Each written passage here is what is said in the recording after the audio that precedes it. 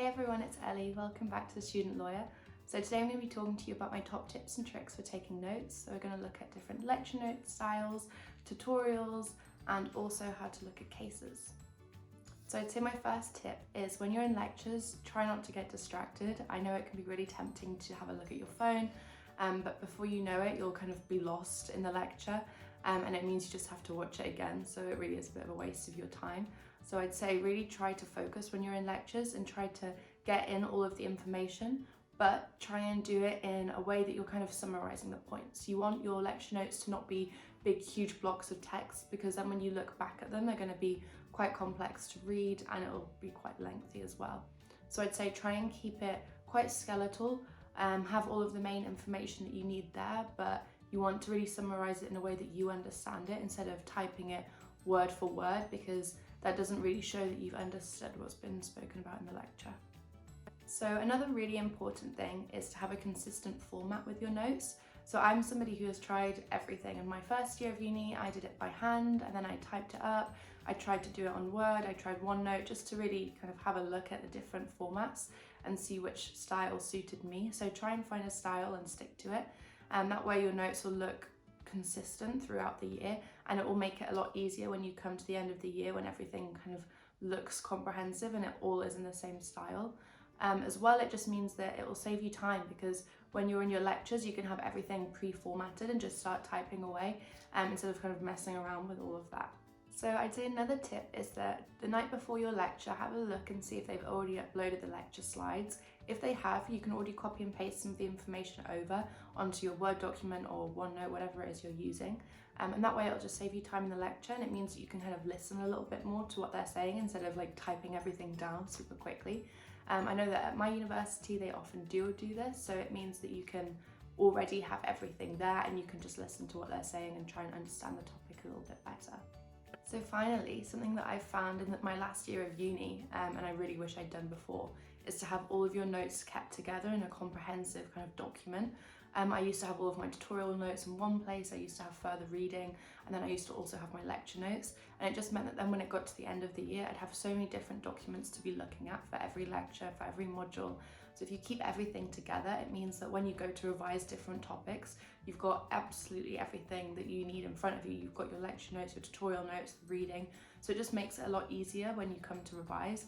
But also it just means that if you're on one topic and you didn't fully understand something, you can maybe look at your tutorial notes because they're right there and you can see what was discussed in your tutorial. So I'd say try and keep everything together. It will really make things easier for you in the end. Okay, so tutorial reading. So a lot of the reading I found for tutorials was based on textbooks for my second year at uni. And honestly, a lot of it you don't need to read. I found that the textbook reading was usually just a little bit more in depth from the lecture, and I really found it a lot more beneficial to read academic commentary and to read cases instead. The textbook usually will just be a little bit more for your understanding, so I'd say definitely do it, but maybe skim those sections a little more. Don't try to read 40 pages of a textbook at a time, because most of the time it is already something that you've covered. I often found that I'd do all of this textbook read and I'd take all of these notes, and it would take me so long to type it all up. And in the end, I never really looked at it because I really had it already.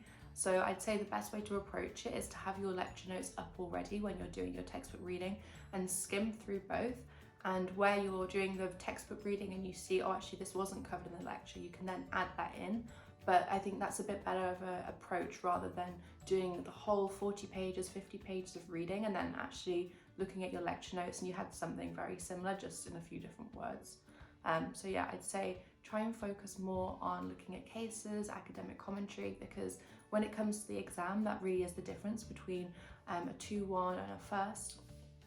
As well, stuff with academic commentary always looks really good in your exams because it shows that you not only understand the topic, you understand the academic discussion around it. So I've also found with textbooks that sometimes you can actually find some really good links to academic commentary. So for example, my intellectual property textbook has a lot of footnotes in it. They're all linked to different academics. So textbooks can be really good for this because it'll kind of point you in the direction of different academic debates. And instead of then doing all the textbook reading, you can look at what the academics are saying and take notes on that. So yeah, I'd say really prioritise academic commentary. A really good way to approach academic commentary is to find one academic you agree with and one academic you disagree with. This means that in your coursework or in your exams, you can talk about one, you can talk about another, and then you can talk about why you disagree or agree, talk about some strengths and weaknesses in those arguments. That way, instead of stating just what one academic says, you show a bit more analysis and it shows an understanding of the topic.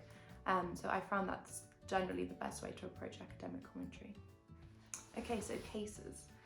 Cases can be a bit of a tricky one because sometimes they're 60 pages long, and sometimes if you're very lucky they can be 6-10 pages long. So generally I found that the best way to approach reading cases is to look on a quick revision website where they give a summary of the case, just so you get a quick outline understanding, but make sure that you then read the full case. So I'll do this to understand what the main points of issue are in the case, and then I'll read the case. Best way to do it, I found, is to print it off, and then you can highlight and you can pick and write down the areas of the case that you seem as most important. What you want to do when you read cases and you look at different judgments is you want to look at the reasoning behind why the judges have arrived at their decision, rather than just pointing out the decision was this.